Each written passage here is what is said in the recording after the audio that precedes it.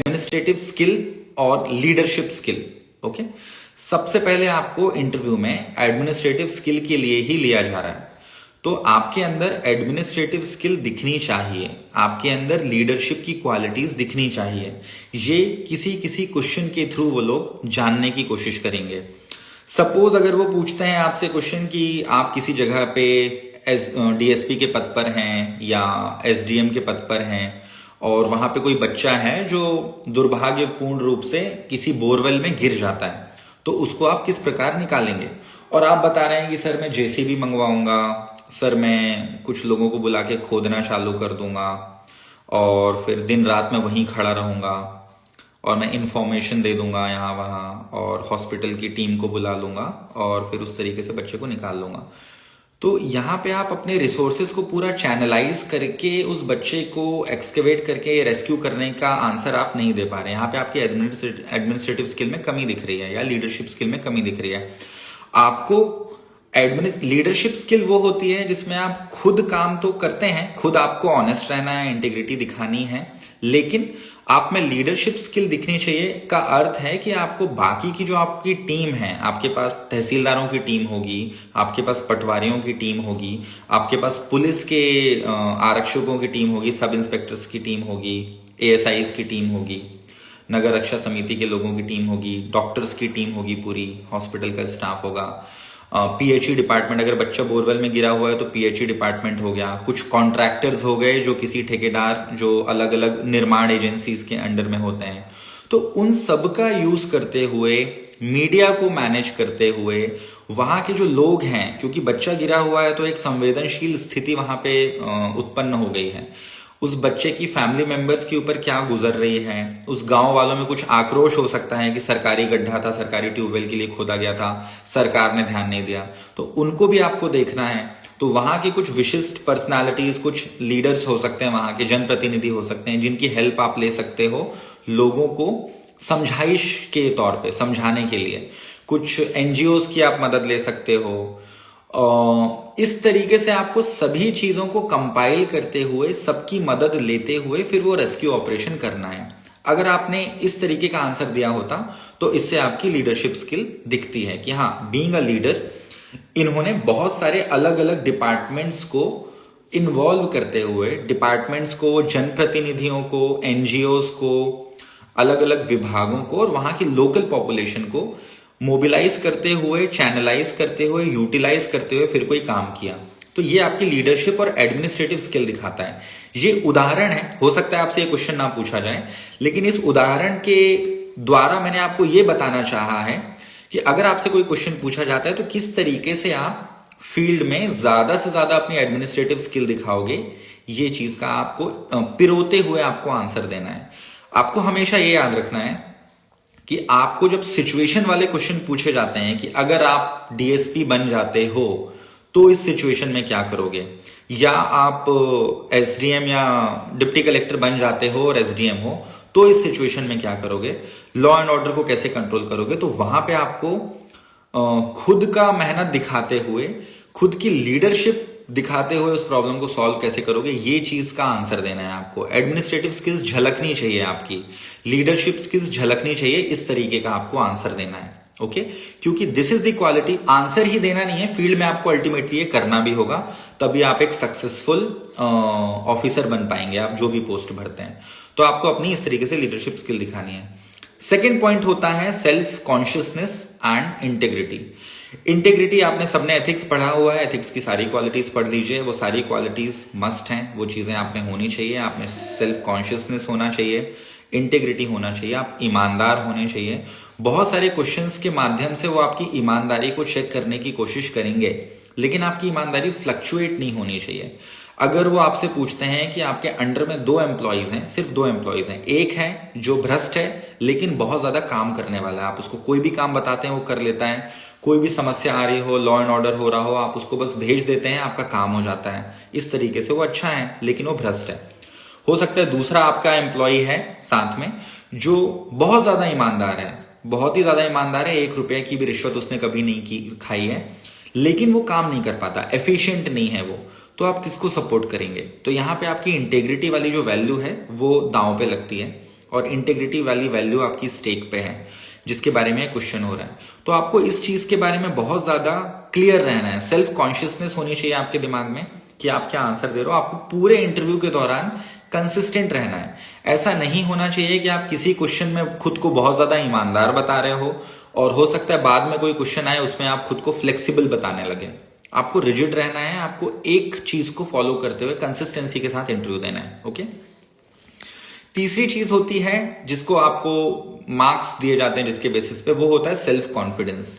बहुत सारे क्वेश्चंस ऐसे होते हैं जिससे आपका सेल्फ कॉन्फिडेंस देखा जाएगा और ओवरऑल जो आप इंटरव्यू देते हैं, जिस तरीके से आप आंसर देते हैं, जो आपका वॉइस का थ्रो रहता है, जिस तरीके से आप बोलते हैं, जिस वॉल्यूम में आप बोलते हैं, क्वेश्चन सुनने के बाद किस कॉन्फिडेंस से आप उसका उत्तर दे रहे हैं, ये आपका सेल्फ कॉन्फिडेंस दिखाता है।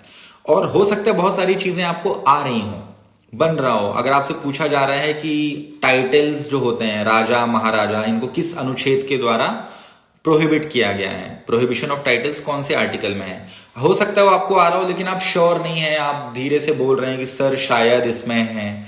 तो इस तरीके से जब आप शायद लगा के कोई चीज बोलते हैं उनको, या देर से बोलते हैं या कम वॉल्यूम में बोलते हैं, तो ये चीज दिखाता है कि आप में सेल्फ कॉन्फिडेंस की कमी है। वो चीज आपको आ रही है लेकिन आप खुद श्योर नहीं हो पा रहे हैं उसके बारे में, आप में कॉन्फिडेंस नहीं है।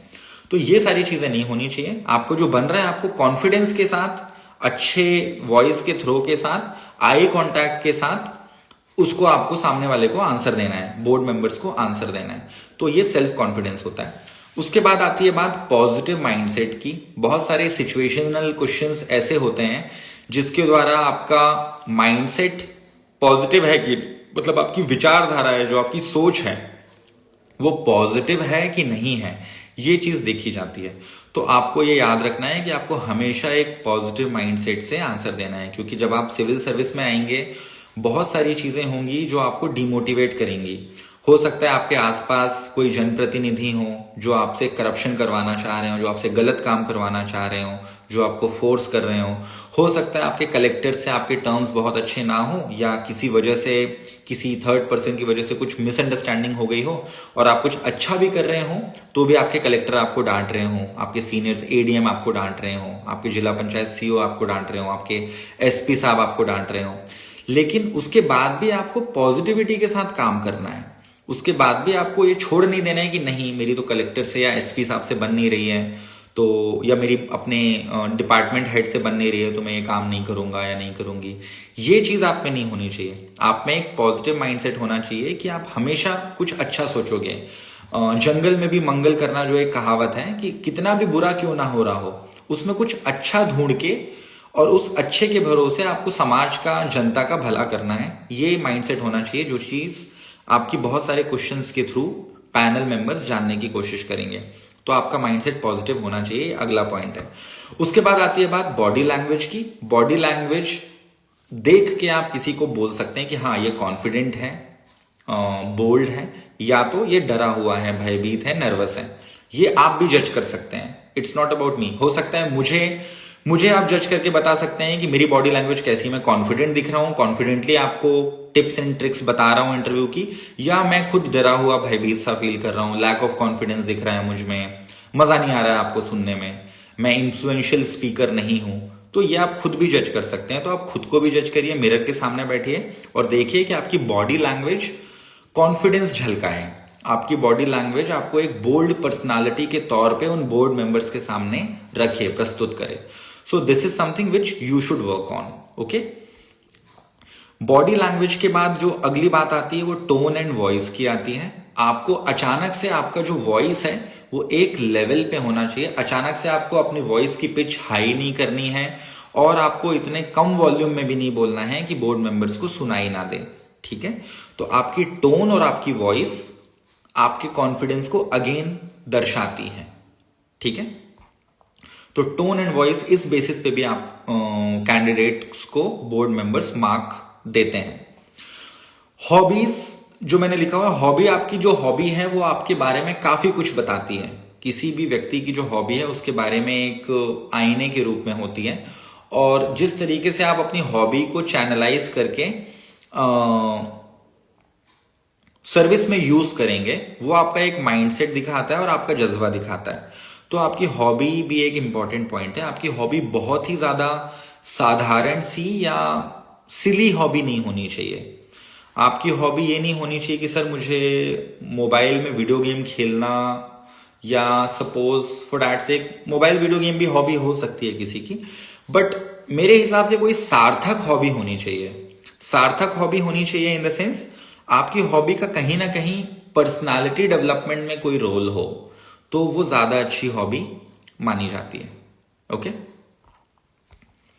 उसके बाद जो अगला पॉइंट आता है जिसके बाद जिससे आपको मार्क्स दिए जाते हैं वो है आपका डोमेन नॉलेज। जो आपका सब्जेक्ट है उसके बारे में आपकी जितने भी history, polity, geography, economy, MPG के, इसका जो नॉलेज है वो आपको होना चाहिए, क्योंकि आप प्रीलिम्स और मेंस दे के यहाँ पे आए हुए हैं, तो आशा ये होती है कि आपको इसका नॉलेज अच्छा खासा होता है। जिन्होंने क्लियर किया हुआ है वही लोग अल्टीमेटली इसमें सिलेक्ट हुए हैं। उसके बाद जो अगला पॉइंट होता है वो होता है logical and clear thinking. Okay, आपकी थिंकिंग बहुत ही ज्यादा लॉजिकल होनी चाहिए। किसी भी क्वेश्चन को जब आपको तर्क दिया जाता है, कोई सिचुएशन दी जाती है और उस पर जब आप रिप्लाई करते हैं तो उससे आपका लॉजिकल थिंकिंग कैसा है वो दिखाई देता है। तो सपोज कोई पूछ रहा है आपसे कि मंदिर में जो टेम्पल्स होते हैं उसमें वीआईपी के लिए अलग लाइन लगती है और आम जनता के लिए अलग लगती है, तो ऐसा क्यों होता है और ऐसा क्यों होना चाहिए। तो आपका आंसर बहुत ही ज्यादा लॉजिकल हो, या इस तरीके से कोई भी क्वेश्चन हो, आपका आंसर लॉजिक दिखाना चाहिए कि हाँ ये व्यक्ति ने एकदम लॉजिकली सही आंसर दिया है। आपको कुछ भी नहीं बोलना है वहां पे, अनावश्यक नॉनसेंस नहीं बोलना चाहिए। You have to speak sense. Okay, और उसके बाद जो लास्ट और सबसे इंपॉर्टेंट चीज है वो है आपकी clear thinking and balance of judgement. आपकी थिंकिंग क्लियर होनी चाहिए। अगर आप वुमेन एम्पावरमेंट की बात करें, या ऑनेस्टी की बात करें, या इंटेग्रिटी की बात करें, या पॉलिटिकली किसी को बैलेंस करने की बात करें, तो आपकी थिंकिंग एकदम क्लियर होनी चाहिए कि हाँ ये इसके बारे में मेरी सोच ये है, ये मेरी लाइन है, मैं इसको क्रॉस नहीं कर सकती, यहां तक ये है, इसके बाद कोई भी चीज होती है तो वो गलती में आती है। इक्वालिटी हो, जितने भी आपने इश्यूज पढ़े हुए हैं, जो भी करंट अफेयर में चीजें हैं, उसके बारे में आपकी थिंकिंग एकदम क्लियर होनी चाहिए। ऐसा नहीं होना चाहिए कि किसी एक क्वेश्चन में, सपोज हम टेम्पल एंट्री की बात कर रहे हैं, या सपोज हम कोई भी एनवायरमेंट वर्सेस डेवलपमेंट का डिबेट ले लेते हैं, तो आपकी थिंकिंग एकदम बैलेंस्ड और लॉजिकल हो, क्लियर थिंकिंग हो। ऐसा नहीं कि एक पॉइंट पे लगे कि आप एनवायरमेंट को सपोर्ट करते हैं, लेकिन एक पॉइंट पे ये लगने लगे कि नहीं आप एनवायरमेंट को सपोर्ट नहीं करते, आप डेवलपमेंट को सपोर्ट करते हैं। ऐसा नहीं होना चाहिए कि किसी पॉइंट पे लगे कि आप वुमेन एम्पावरमेंट के प्रवक्ता हैं, आप उसको सपोर्ट करते हैं, लेकिन अगले क्वेश्चन में ये लगने लगे कि नहीं आप women empowerment, anti women empowerment चीजों को सपोर्ट करते हुए नजर आ रहे हैं।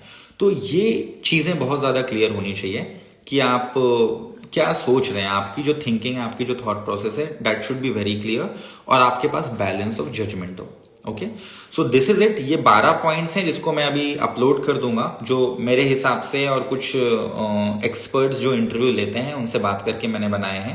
आई बी अपलोडिंग इट। होपफुली आप लोगों ने लिख भी लिए होंगे ये पॉइंट्स। तो इन सारी चीजों पे आपको वर्क करना है।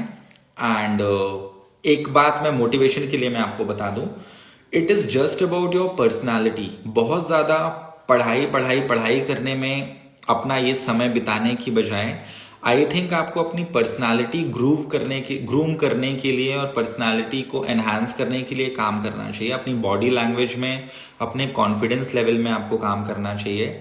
मिरर के सामने बैठ के आपको इंटरव्यूज देने चाहिए, मॉक इंटरव्यूज देने चाहिए, अपने फ्रेंड्स को बिठा के मॉक देने की प्रैक्टिस करनी चाहिए। वो ज्यादा हेल्पफुल होगा, ना कि करंट अफेयर। मतलब मैं ये बोल रहा हूं कि आप करंट अफेयर भी पढ़ें, आप सब कुछ करें, लेकिन पर्सनालिटी डेवलपमेंट में आपको ज्यादा ध्यान देना चाहिए, कॉन्फिडेंस बिल्डअप करने में आपको ज्यादा ध्यान देना चाहिए। कंपोज्ड रहें, और जो चीजें मैंने बताई आई होप वो सारी चीजें कवर हो चुकी हैं जो एक इंटरव्यू में जाने वाले कैंडिडेट को चाहिए होती हैं। अगर आपको कोई स्पेसिफिक क्वेश्चंस हो, वैसे तो मुझे नजर नहीं आ रहे हैं, बट स्पेसिफिक क्वेश्चंस हो तो आप मुझे डीएम कर सकते हैं, मैं इंस्टाग्राम पे उसका रिप्लाई कर दूंगा। Thank you so much, and all the best, all the very best to all the students who are appearing.